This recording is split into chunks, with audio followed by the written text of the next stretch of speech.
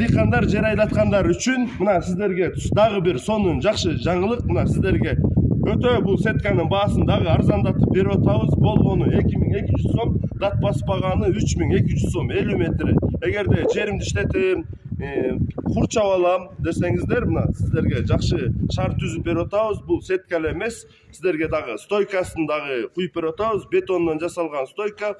Ал стойканын качествосуна биз 40 жыл, 80 жыл деле гарантия беребиз. Жерге чирип кетпейт. Үстүнө машина чыкса дагы сынбаган стойкаларды чыгарып берип атабыз.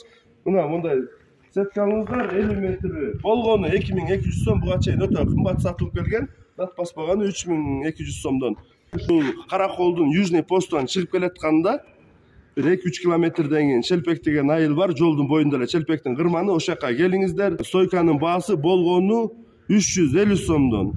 Качествосуна гарантия беребиз, үстүнө машина чыкса дагы сынбайт. Келиңиздер, жардам беребиз полоңарды тозуп алышына. Качествосуна гарантия. Мына ичине мондайынан гладкий 6-чы арматурадан мына 3 жеринен токулуп туруп, ичине мондай 3 штуктан салынып атат ичине.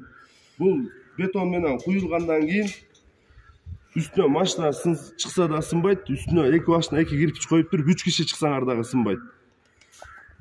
Келиңиздер, бул Челпектин ырмандабыз. Жол болсо, сизди кызыктырса, ушу телефон номерге чалыңыздар, жазыңыздар, келиңиздер, сиздерди күтөбүз. Силердин полоңарды курчап алганга биз жардам беребиз.